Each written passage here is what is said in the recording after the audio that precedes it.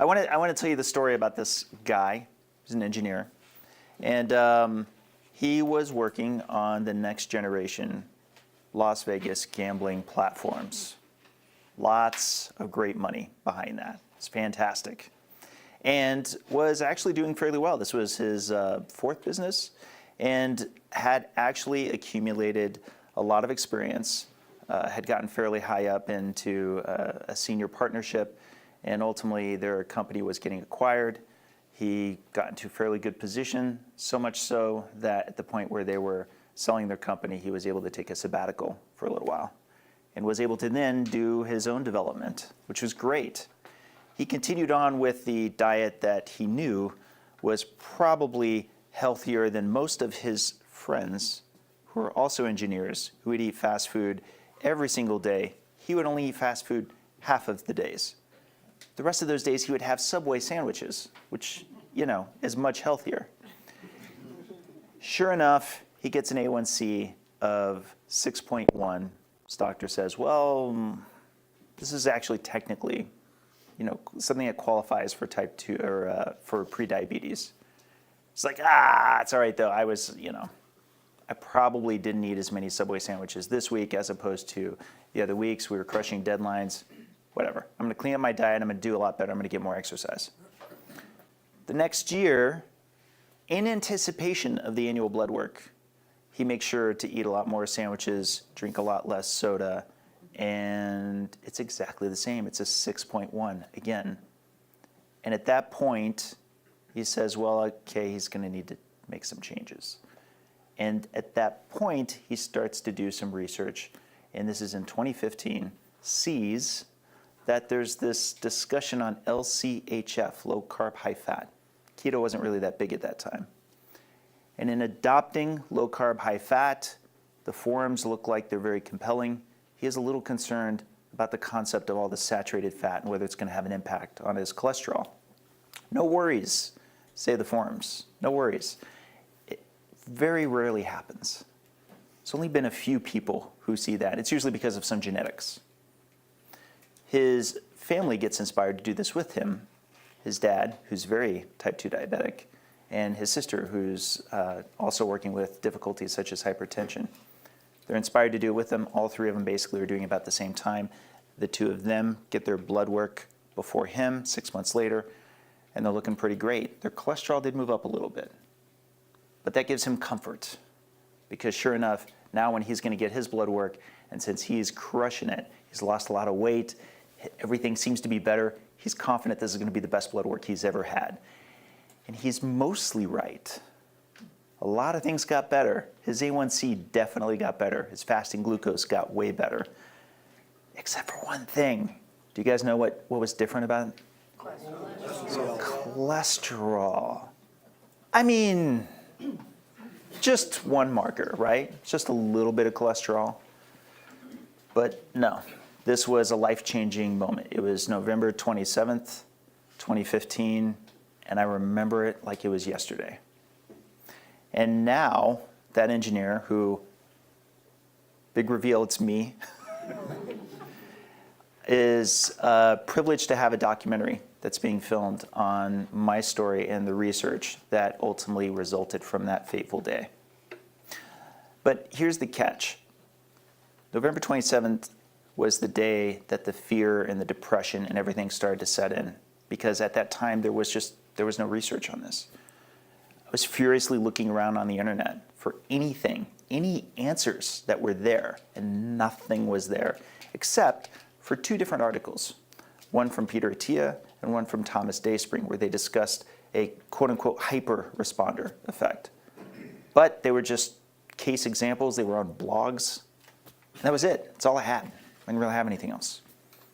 And that was just very debilitating for me, because for those 2 weeks until I got my second blood test, I was very concerned and really thinking I might have to abandon this diet, which was very disheartening because I was training at the time, running. I was setting personal records. And I don't know about anybody else, but it almost felt like I was reversing my age. It just felt like I was doing so much better. And I don't mean to make it sound like keto is a panacea, But I think whenever I talk about this story, I never really get it across the personal level of how emotionally attached I was to this success.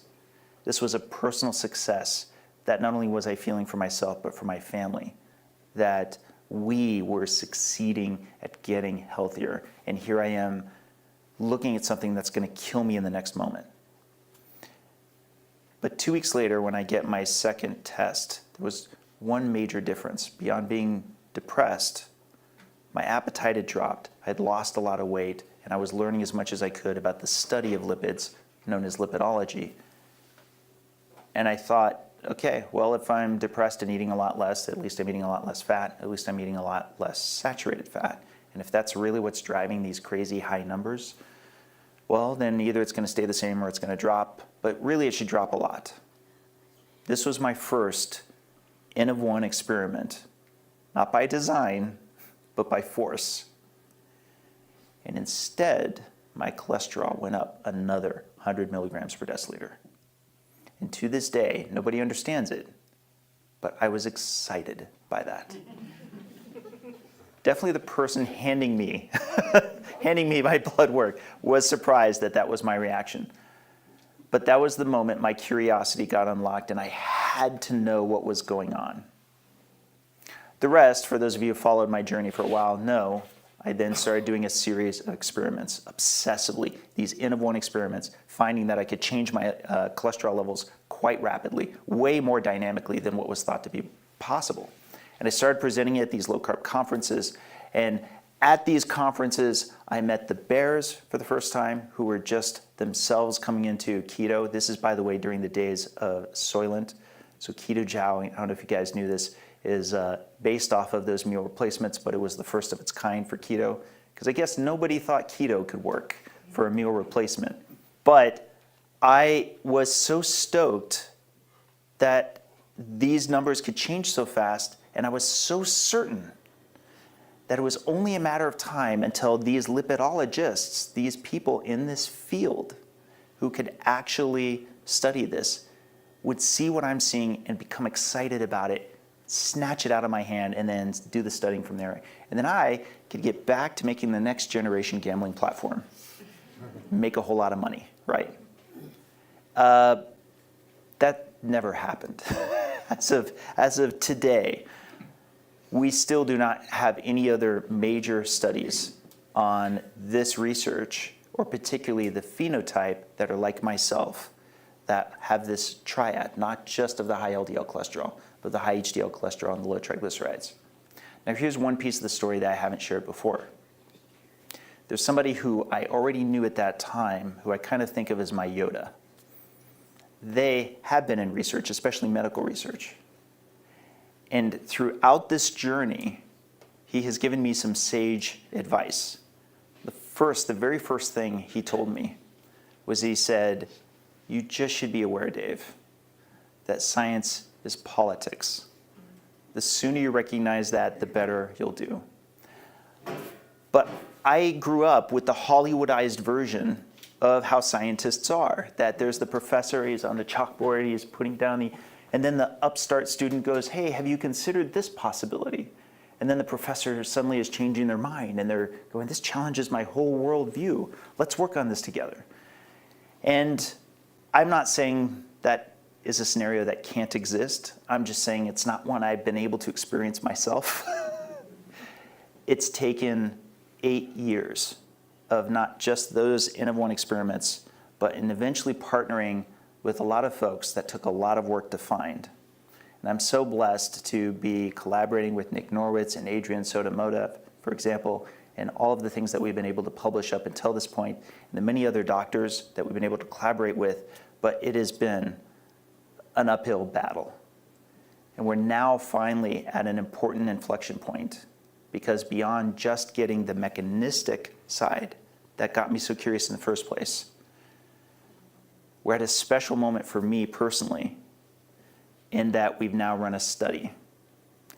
And the study is actually looking at whether or not this development of plaque in the arteries is associated with this high level of LDL that I saw in 2015, that many of you I suspect, are seeing today, whether or not that relationship really is there as conventional medicine would expect.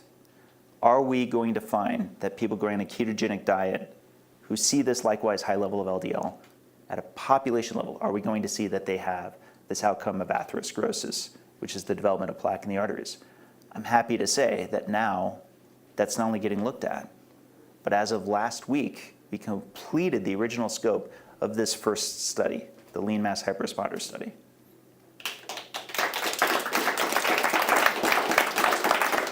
Part of why I wanted to just share this with you on a personal level in a way that I've never done before is you've probably noticed that I try to take a lot of time to express my thanks.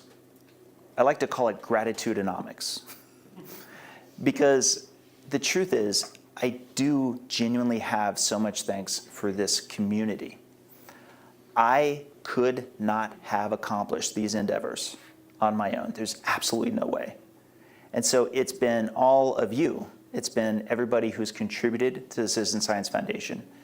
It's been everybody who's shared the tweets, who've talked to their doctors. Many doctors who were not even low carbers would eventually come and reach out to me and provide other resources or connected me to potential lipidologists that could ultimately help us out. I just have to say, if there's anything that I've been perpetually in awe for, it's how much you really can get when you practice good science and ask for the goodwill of others. You really can receive enough to make good science happen. So thank you to everybody who's here and everybody who's watching on this stream. That's how we got here. I will say it probably helps a little bit to have an obsessive engineer who's willing to kind of divert his career to head in this direction. But that said, there's no way that, this is a story with tens of thousands of authors